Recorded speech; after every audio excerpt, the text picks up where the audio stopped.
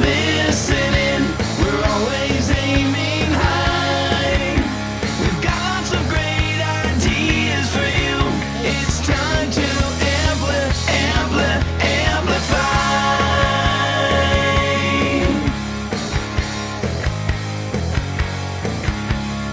Good morning. Welcome to AAMplify, a podcast series by the Association for Accounting Marketing. I'm McManis, marketing specialist with Dennig, and I'm your host for today's session. Joining me today is Leisa Gill. Leisa is the Director of Client Experience with LBMC, a regional CPA firm based out of Nashville, Tennessee. Welcome, Leisa. Good morning, Ian. I'm happy to be with you today. Wonderful. Thanks. Today, we're going to be talking about marketing's role in the client experience. Leisa, why has this become such a crucial topic for marketers today? Well, I think that the healthcare industry probably was well ahead of us with this when they started adventuring into patient experience. So if patients have an option of where they go for their healthcare coverage, then why couldn't other companies have an option of where they go for other services? Clearly, the Nordstroms of the world, the Lexuses of the world, Amazon, those companies have gotten this figured out already. So the client experience for them is very unique. It sets them apart. It's a differentiator. Just like a patient experience in a hospital or a facility sets that facility apart and keeps that patient coming back time after time. Professional services, accounting firms in particular, are no different.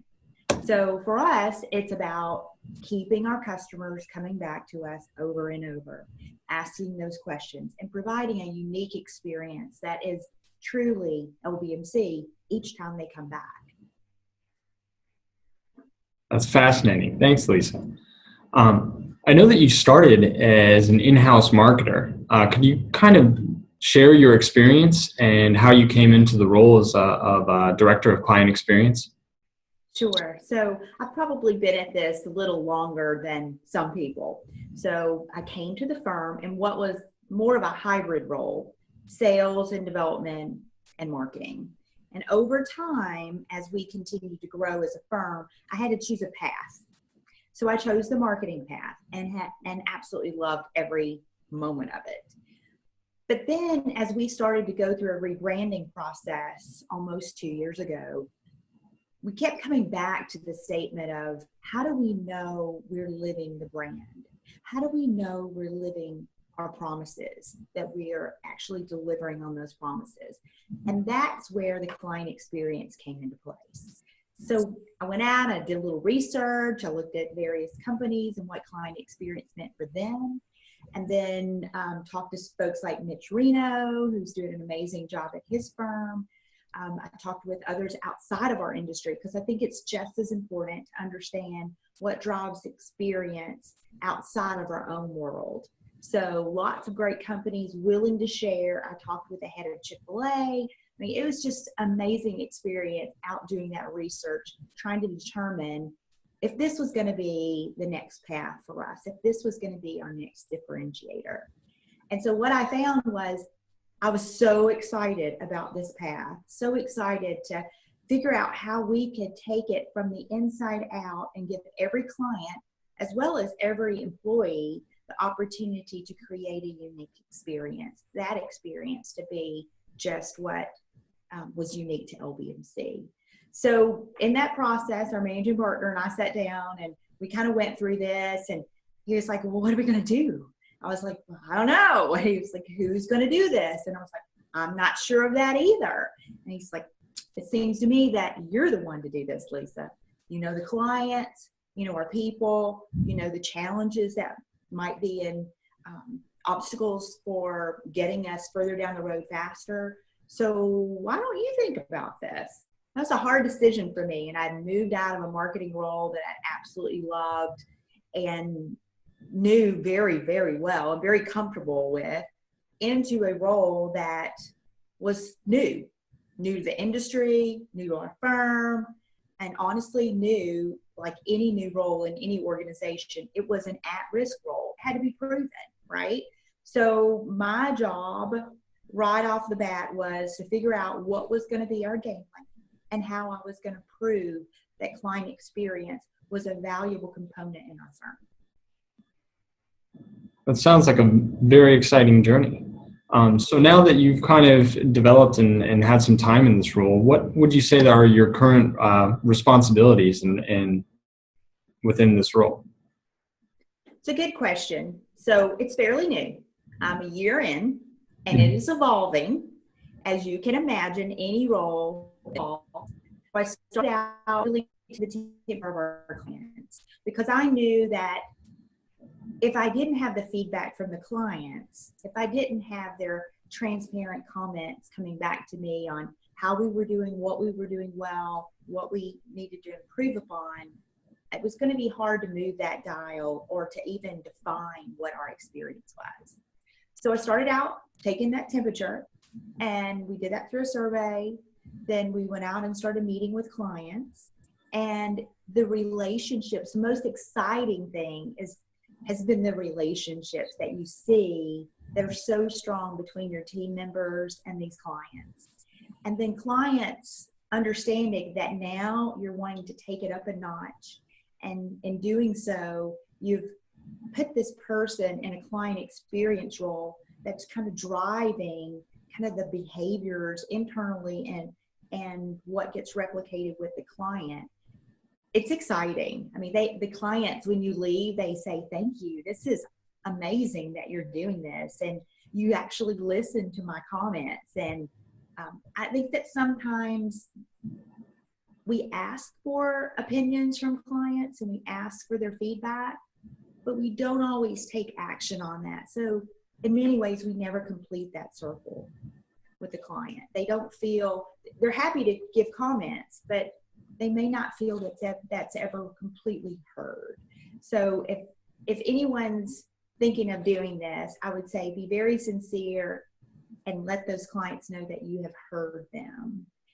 And an exciting experience for me was in coming out of marketing, communication so critical. You know, just in relationships, it's critical. So think about when you were dating or when you were you knew this person was going to be the right person for you. And so you're dating this person and you put your best foot forward and everything is polished and shine. You always look your best. You're always very courteous with them, very sensitive to their needs, very caring. And then sometimes you get, you go on, you get married, that relationship furthers itself and you get comfortable. So you kind of take a step back from some of those things. When those are the things that drew the person, business is no different. So think about all the things that we go through to develop a client, all the things that we do, all the things that we say, the extra time we put into gaining a new client. And yet we get them, and how do we carry that forward in our relationships? How do we continue to communicate with them? Let them know we care. Feel like you're continuing to date that person. I mean, if you forget your anniversary, your wife or husband's going to let you know, right? Same with the client. If you forget something, they're going to let you know. Or worse, they're not going to let you know, and they're just going to be disappointed. So client experience is preventing disappointment. It's expanding the experience the client has with your firm. It's giving your employees an opportunity to deliver a unique experience every time they communicate or have a contact or touch with a client. I kind of think about the Disney model sometimes. Disney, doesn't matter where you are in the park, doesn't matter that person's responsibility in the park. You know that they're so committed to making sure that you have the very best time you can and that it keeps you coming back. And that's what we're doing in client experience and professional services. We want those experiences to be so genuine and real and connected that they keep coming back to us. They want to do more with us. They want to have a deeper relationship with us because we're fully committed, and they not only experience that, but they feel it. That's a great analogy, Leisa. So outside of kind of ensuring that, there's a continuity of the relationship with that client, is there really an ideal goal for the client engagement? An ideal goal, yes, to grow our people, to build a stronger organization from the inside out, starting with our overall strategy as a firm, and then getting feedback from our clients, taking that feedback and looking at how it impacts us as a firm, things we need to train to strengthen, things we need to reinforce that maybe are amplifiers of who we are, and then continuing to do that. Over time, we'll build a culture that is embracing of the clients more so than it is today. You think you have a great culture, you think you have strong relationships with the clients, but there's always a way to improve. There's always a way to do just a little bit more. And sometimes that little bit more, or that sugar, makes a big difference. So we've heard a little bit about client experience. Now, why should marketing firms be paying attention to the client experience today? So, Ian, I'm going to steal a phrase from one of my favorite mentors of all time, Dr. Seuss, who said, "Unless someone like you cares a whole awful lot, nothing is going to get better. It's not." And so when you think about that phrase or that saying, what comes to mind is it's so much more expensive to get a new client than it is to keep happy an existing client. In fact, there's some great stats on that, and more importantly, the fact that for every customer complaint that a firm might have or a business might have, there's 26 customers or clients that are unhappy that don't say anything. So that's another great reason. But when it comes to developing business, it's 10 times more costly to develop a new client or to get a new client than to keep an existing client happy. So if you put that into more of a profit and loss statement or profit and loss comment, a 5% increase in customer retention, so clients you already have, increases a company's profitability by as much as 75%. That's a huge number. And in a time where firms and businesses everywhere are trying to reduce costs, limit overhead, by retaining your clients, you're actually making your firms more profitable. So I wanted to share that stat with you, but also to tell you that a lot of times we spend a lot more attention on those new clients and a lot less attention on the existing ones. So client experience forces us to balance that a bit more and really focus on our existing clients. And again, expanding that relationship with other services or just with other team members within your firm that gives them a deeper experience with your firm. Wow. Yeah, those are some very powerful numbers. Thank you for sharing. Another great stat that you might want to think about is that a 39% decrease in spending happens after a client has a bad experience. And then even more so, 17% of those 39 end up just going away. So when you think about the overall revenue of your firm and you carve out what 17% would look like, that's a significant number year after year to have to start from in the whole, a negative in 17% in the hole. So taking care of those clients and scaling those clients and growing those clients in your firm is really what client experience is all about. Definitely. Can I tell you another stat? Since we're on the whys. Absolutely. Let's keep it going. So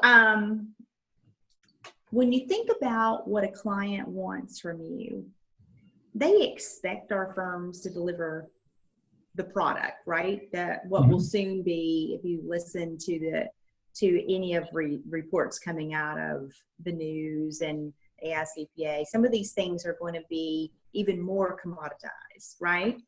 So when you think about what a customer wants or what a client is expecting from you, they want 5 things from you. They expect you to deliver the product, but they want you to understand them. They want you to include them. They want you to protect them. They want you to surprise them in a positive way. And then they want you to teach them.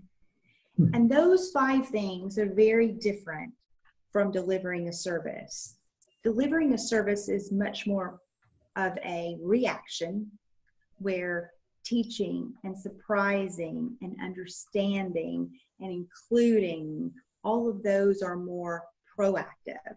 So when you think about client experience versus client satisfaction, satisfaction hinges on what you've done, the tactical piece, the reactionary piece. And when you think about client experience is that proactive. It's the time you take to understand them. It's including them in things that you might not have included them in otherwise, whether that be a webinar or information that you think is valuable to them or their business. It's protecting them. It's keeping them aware of and making them aware of things that could be either positive or negatively impacting their business. So when you think about that, client experience is so much more than just a survey or a satisfaction. It is the proactive approach to how you work with your clients.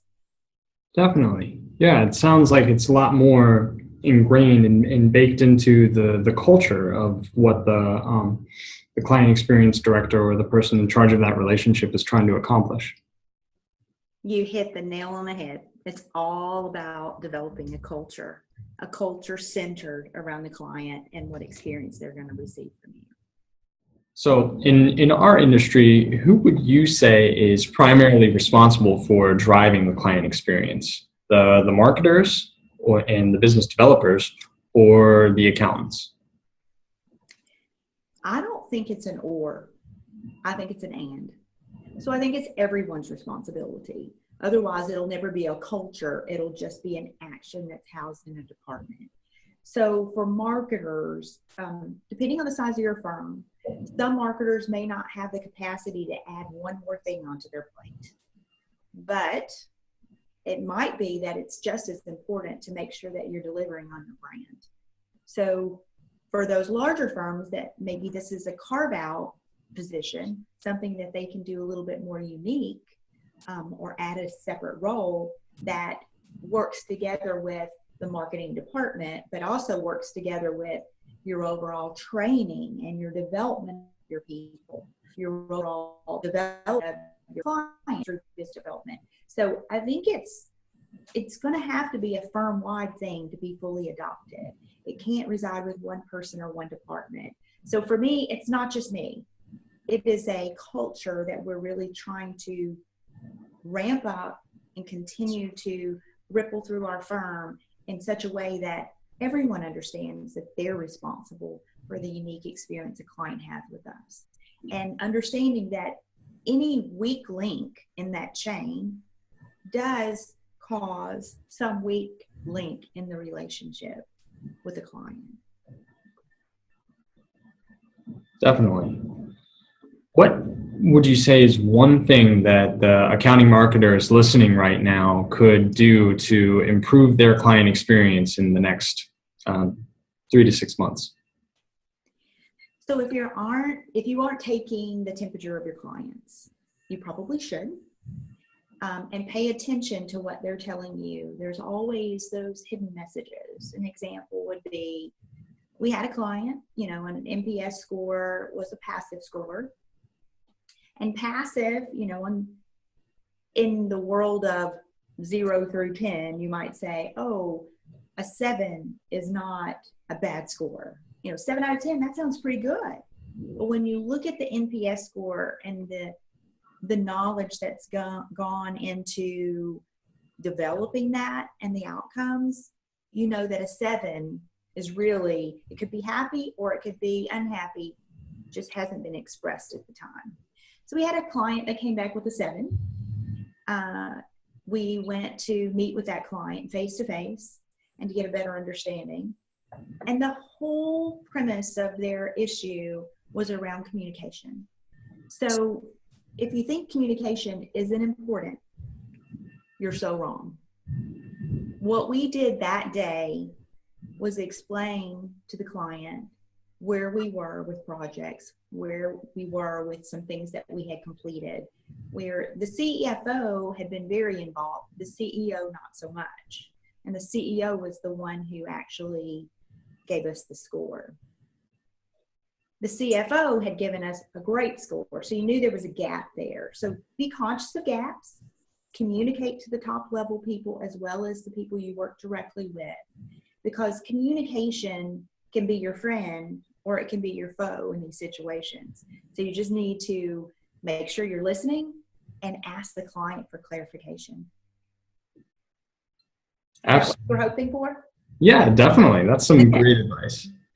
So I guess in closing, could you share with us what you find to be the most interesting aspect of your role and maybe the coolest project or experience that you've gotten to work on in this role?